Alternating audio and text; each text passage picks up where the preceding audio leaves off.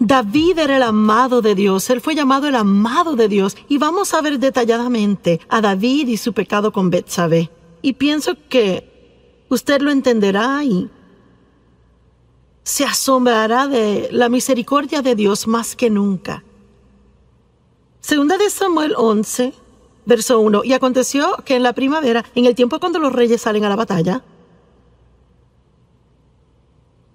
que David envió a Joab y a sus siervos con él y a todos los hombres de guerra de Israel, y destruyeron a los amonitas y sitiaron a Rabá. Pero David se quedó en Jerusalén. Ahora, hay un mensaje solo en esto, pues era el tiempo en que los reyes iban a la batalla, pero David se quedó en casa.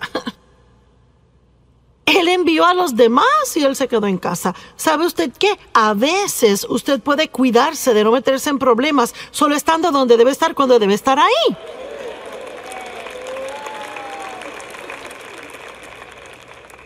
Y si debería estar en la iglesia el domingo en la mañana...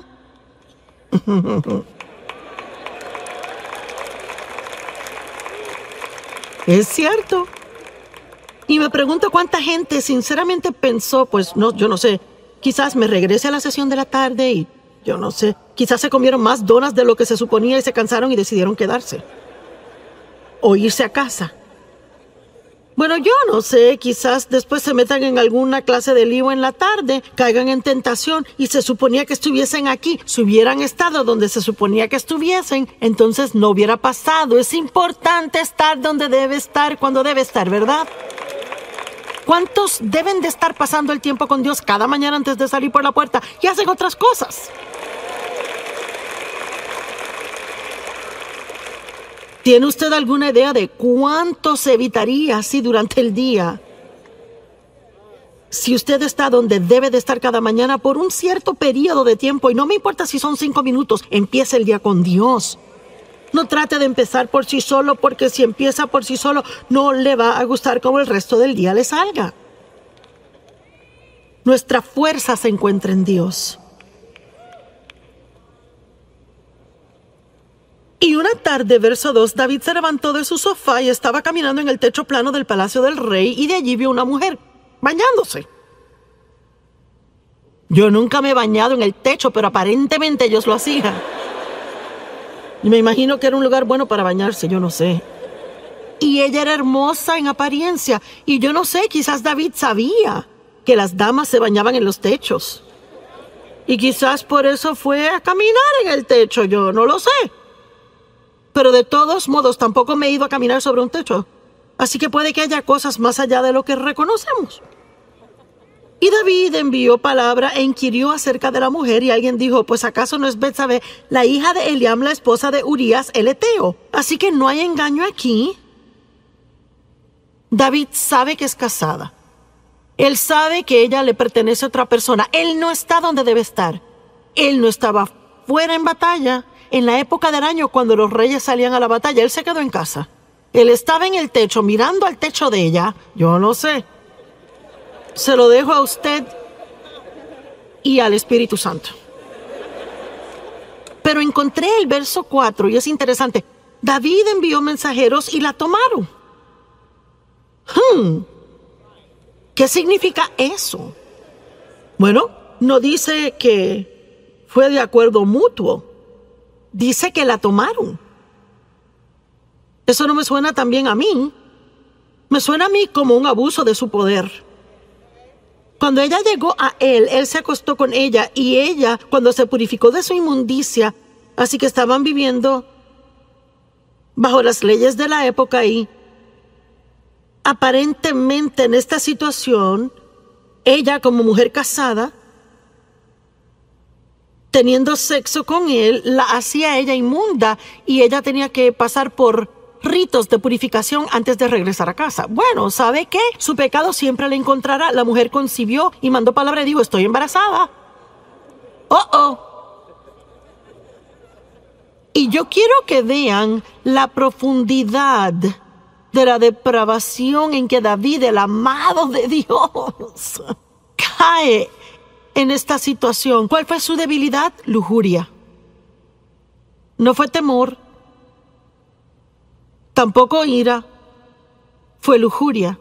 El diablo tienta a diferentes personas en diferentes formas y déjeme decirle algo, tiene que conocerse. Y debe de hacer todo lo que pueda por fortalecerse en áreas donde sea débil. Es cierto. Déjeme decirle,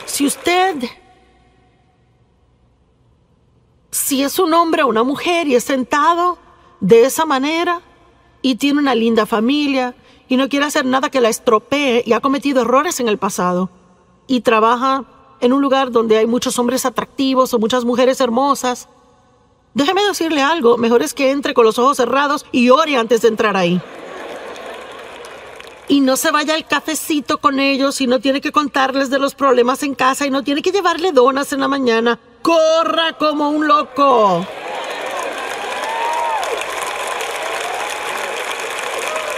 Y pasa, ¿verdad? ¿Cuántas personas dicen cómo terminé aquí? ¿Y cómo pasó esto? Pues poco a poquito. Unas muy diminutas dosis de engaño. Y hacemos unas muy pequeñas concesiones sin prestar atención a lo que el Espíritu Santo está diciendo cada paso del camino. Y luego, sin darse cuenta, está metido en un gran lío y termina perdiendo cosas en su vida que eran muy preciosas para usted. ¿Verdad? Seamos más inteligentes de lo que hemos sido en el pasado. Amén. Verso 6. Luego David mandó a llamar a Joab diciendo: envíame a Urías el heteo. Y David mandó a llamar al esposo de ella. Y Joab envió a Urías a David. Y cuando Urías vino a él, David comienza a hablarle de cosas a él, porque él tenía un plan aquí. Él quería meterlo en su casa, a pasar un par de noches con su esposa, con la esperanza de que tuviera sexo con ella, y entonces, aparentemente, ella se embarazaría por él, y David quedaría libre del todo. Y vemos confabulación, engaño, pecado sobre pecado sobre pecado. Y cuando Urías vino a él, David preguntó: ¿cómo está Joab? ¿Y cómo está el pueblo? ¿Y cómo progresa la guerra? No que le importara nada de eso, era una conversación inútil. Y David dijo a Urías: bueno, desciende a tu casa, lava tus pies, pasa un tiempo en casa. Urías salió del palacio del rey y un regalo fue enviado de parte del rey para él. Mire, déjeme darle hasta un regalito. Pero Urías, quien obviamente era un hombre de integridad, de un hombre leal, un hombre de carácter, él durmió a la puerta del palacio del rey con todos los siervos de su señor y no descendía a su casa. Cuando se lo contaron a David, mira que Urías no descendió a su casa. David dijo a Urías: ¿no acabas de llegar de una larga jornada porque no te fuiste a tu casa? Aquí vemos el carácter de Urías. Urías dijo a David: el arca de Israel y Judá está morando en chozas, refugios temporeros, y mi señor Joab y los siervos de mi señor están acampando en el campo abierto. ¿Debería yo ir a mi casa y comer y beber y acostarme con mi esposa? Por tu vida y la de tu alma, yo no haré esta cosa. En otras palabras, está diciendo: mis hermanos están allá sufriendo. El arca de Dios ha sido capturada. El nombre de Dios es profanado. Yo no puedo irme y disfrutar cuando todos los demás aún tienen dificultades. No lo haré. Verso 2. Entonces David dijo a Urías: bueno, quédate aquí hoy también y mañana te dejaré ir. Y Urías permaneció en Jerusalén ese día y el próximo. Pero David aún no ha terminado. David lo llamó a cenar y comió y bebió con él y así lo emborrachó. ¿Están siguiendo esto? Este es David quien escribió los Salmos. El amado de Dios que todos admiramos. Salmo 23. El Señor es mi pastor, nada me faltará. Por favor. Y él comió y bebió con él y emborrachó a Urías, y en la tarde fue y se acostó en su cama con los siervos de su señor, y aún así no descendió a su casa. Oh, le apuesto que David estaba nervioso. Y ya sabe, en ninguna manera estoy degradando a David. Él era un gran hombre de Dios y sabe, si usted es tentado a tomar lo que digo mal y me quiere escribir una carta, ya sabe. Estoy aquí tratando de probar un punto práctico. de que este hombre era un hombre normal y se hizo un gran hombre de Dios, pero él no era perfecto como hombre. Amén. Y aparentemente, él creyó que Dios era mayor que su mayor error. Y pienso que toma un increíble coraje para en su totalidad hacer algo que usted sabía que no debía hacer. Se defraudó a sí mismo tanto y defraudó a otras personas, hirió a otras personas y aún dirá: me levantaré y volveré a mi padre y él me sanará y me restaurará una vez más. ¿Qué hizo el hijo pródigo? Él tuvo una vida tan mala que él vivía con los cerdos. Malgastó toda la fortuna de su padre y la Biblia dice que volvió en sí. Yo no sé, quizás alguien me está escuchando ahora mismo, quizás está viendo por televisión desde el sofá o reclinado. Y una vez dije al predicar, dije: ¡hey, tú, acostado en tu reclinadora tomándote esa cerveza! Y tenemos este testimonio. Un hombre joven de 20 años estaba haciendo eso. Había estado en una racha de drogas por mucho tiempo y él dijo: cuando usted dijo eso me asustó tanto. Él dijo: me sentí sobrio y acepté a Cristo.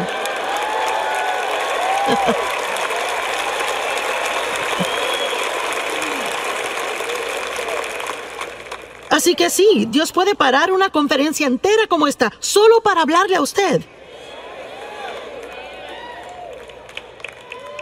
Y dejarle saber que no es demasiado tarde, que puede tomar una buena decisión ahora mismo y empezar a deshacer los efectos de todas las malas decisiones que tomó en el pasado. Amén. Dios está en el negocio de dar esperanza a otros, no condenarles. Y les repito, no estamos alivianando el pecado. Tenemos que estar muy arrepentidos, rápido para arrepentirnos, estar muy compungidos por las cosas que hemos hecho mal. Y Jesús es la solución al pecado.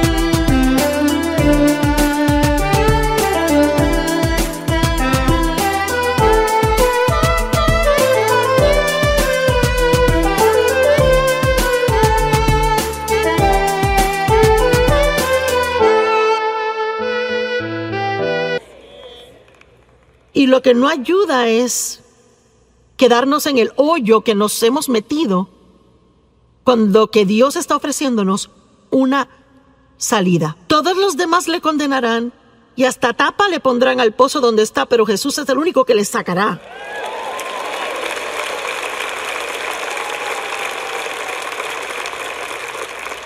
Y él escribió, David escribió una carta a Joab y la envió con Urías.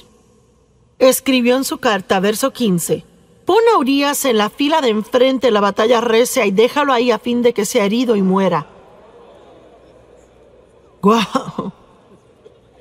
Y sabe, he leído esta historia de David una y otra vez y es que nunca lo leí despacio como para ver esto bien y poder ver cuán asombroso Dios es y cuán misericordioso Él es. Y luego pasó todo un año y no se arrepintió. Ni siquiera se arrepintió hasta que el profeta lo confrontó contándole una historia. No voy a entrar en la historia. Y él realizó que él era el hombre en la historia de quien se trataba y de momento fue confrontado. Y sabe, a veces podemos pecar terriblemente y podemos engañarnos tanto, podemos estar bajo tantas capas de excusas, ¿verdad? Y ya no encaramos lo que anda mal. Y quizás usted necesita hacer eso hoy, quizás debe de dejar de poner excusas, quizás debe dejar de culpar a otros y debe simplemente ver cara a cara la fealdad de lo que ha hecho. Pero eso no es algo malo, eso es algo bueno, porque ese es un lugar de nuevos comienzos.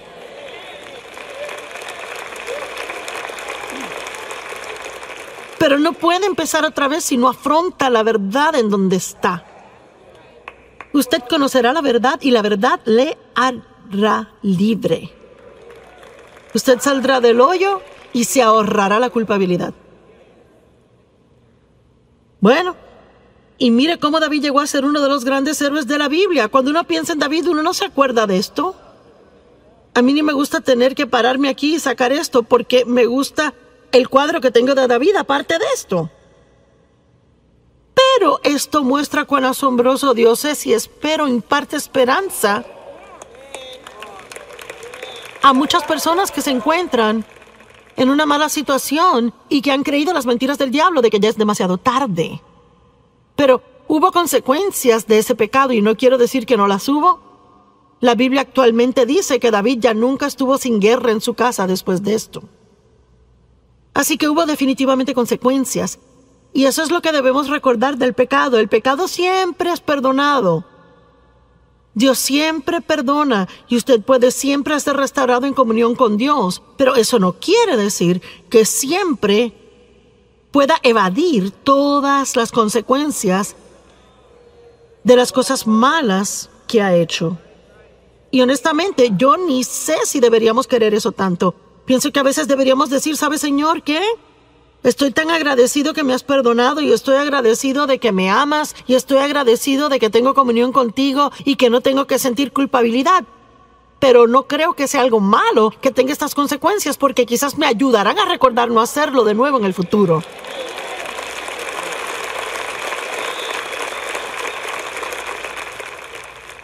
La Biblia dice en Proverbios que si su siervo no siente las consecuencias de su maldad,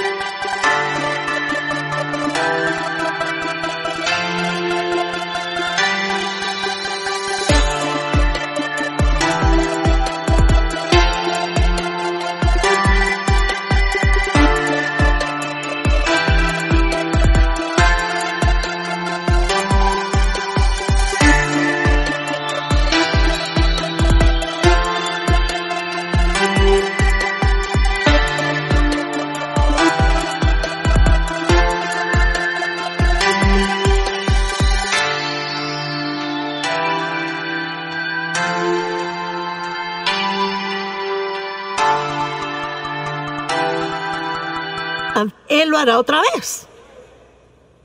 Por eso no se puede criar hijos y nunca permitir consecuencias por algo que hicieron mal y esperar que se comporten solo porque uno les dice. Yo siempre le daba a mis hijos mi palabra primero y si eso no funcionaba les tocaba las circunstancias.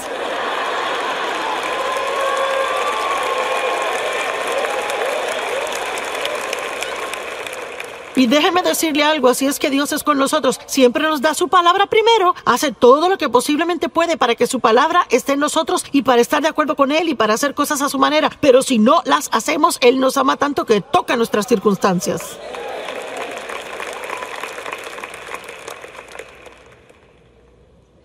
¿Qué tal Pedro? Vaya. Pedro, su debilidad era el temor. Moisés se enojó. David tuvo lujuria, Pedro temor. Pedro negó a Cristo 3 veces.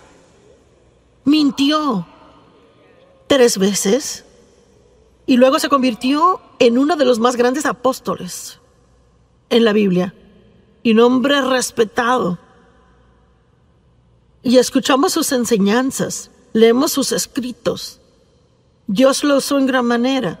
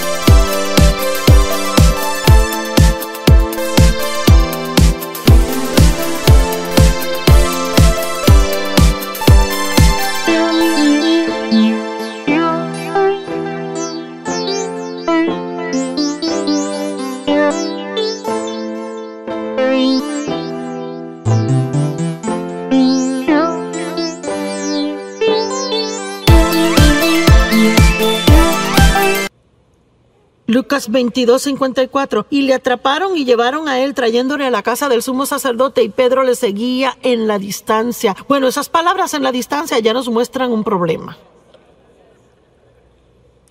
Vaya, en cuanto hubo problemas, Pedro se echaba para atrás y seguía con distancia. No quería que nadie supiera que él conocía a Jesús. Hey, usted tiene que ser cuidadoso al estar en el mundo y tratar de seguir a Jesús de lejos. Vamos, hay un mensaje aquí para alguien. Uno va a la iglesia domingo en la mañana y es bien cristiano y cuando está con amigos cristianos. Pero, ¿qué durante la semana en el trabajo?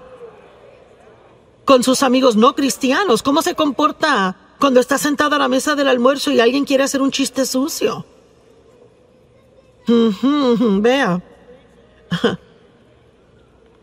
O cómo se comporta si se encuentra en la mesa comiendo en medio de un montón de chisme de la oficina. Bueno, yo ni voy a tocar eso, sigo. Usted sabe de lo que hablo, ¿verdad? Entonces podemos comenzar a seguir a Jesús a distancia. No queremos vernos religiosos. Y cuando hicieron un fuego en medio del patio y se sentaron, Pedro se sentó en medio de ellos. Y antes que nada, el Salmo 1 dice: no se siente a descansar y relajarse donde hay mofadores. Tiene que ser cuidadoso con quien se sienta. Entonces una sierva vio a Pedro y dijo: ese hombre andaba con él. Pedro lo negó diciendo: mujer, no le conozco. Mentira número 1. Y un poco después alguien más le vio y dijo: sí, tú eres uno de ellos. Y Pedro dijo: hombre, no soy yo. Mentira número 2. Y después de un intervalo de casi una hora, aún otro insistió diciendo: ciertamente estuvo con él porque es Galileo. Pero Pedro dijo: hombre, yo no sé de qué está hablando. E inmediatamente, mientras estaba hablando, cantó el gallo. Que Jesús ya le había dicho que cantaría y que él le negaría 3 veces. Y Jesús dijo: Pedro, he orado por ti. Pero en lugar de decir: oh, gracias Jesús, lo necesito, yo soy débil y sin tu ayuda me desborono. En lugar de eso, Pedro dijo: yo nunca haría eso. Yo nunca haría eso. Es que yo moriría contigo. Ahora vea, hay muchas cosas en esta historia, pero yo creo que una de las razones por las que Dios dejó que esto pasara es porque Él quería, Pedro tenía que conocerse. Vea, a veces pensamos...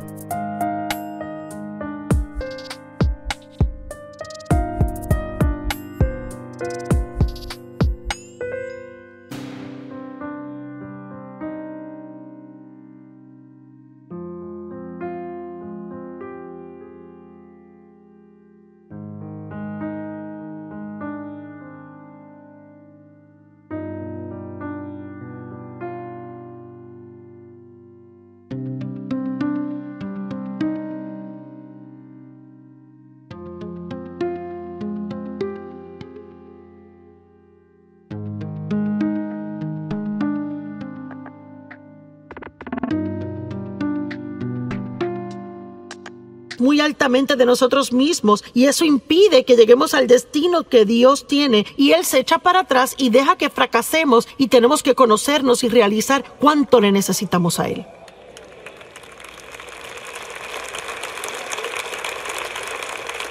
¿Están aún conmigo? No se están perdiendo, ¿verdad?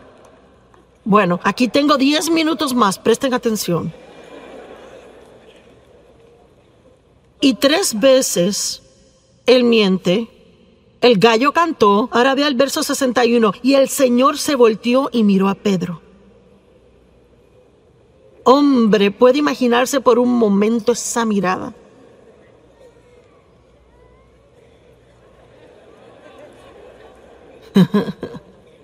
¿Sabe? Es como la mirada de su madre. ¿Verdad? Una madre tiene esa mirada así.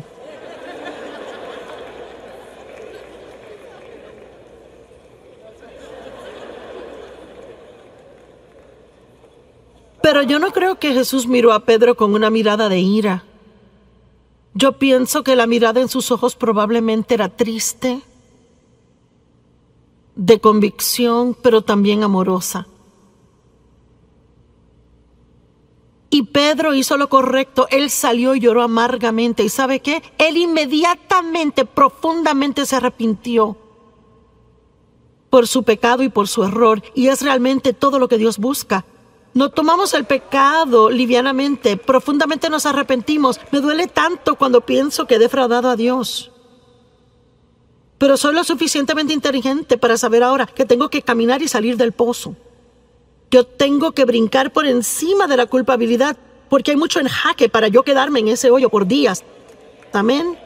Hay demasiado que Dios quiere que hagamos. No tenemos que perder su tiempo así, no cuando la sangre de Jesús siempre está disponible para lavarnos una y otra vez.